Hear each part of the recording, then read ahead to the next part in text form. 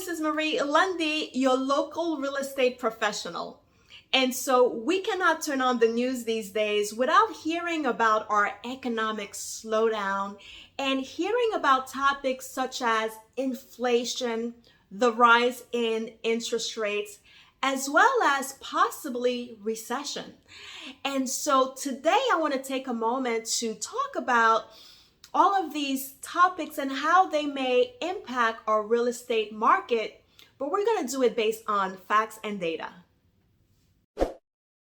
And so I will start with this quote here that says that basically throughout history, during a recessionary period, interest rates go up at the beginning of the recession, but in order to come out of the recession, interest rates are lowered to stimulate the economy moving forward.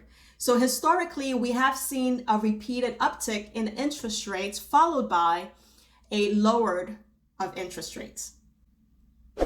So by no means am I trying to forecast the future, but if we look at what transpired for the past 50 years, that could be a good indication of the relationship between mortgage rates and recessionary timeframe. So looking at this graph here, going back to the 1970s, and the yellow boxes are times of recession.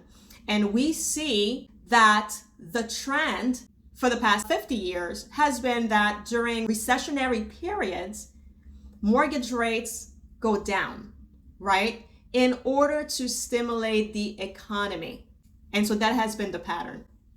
And so looking at this data in a table format here, you could see that going back for the past 50 years, and looking at each recession that we've had in this country, one thing that each of those recessionary periods had in common is that for each recession, the mortgage rates actually went down. And so looking at the last column, you can see where the mortgage rates were at the beginning of the recession period and what they were in the end.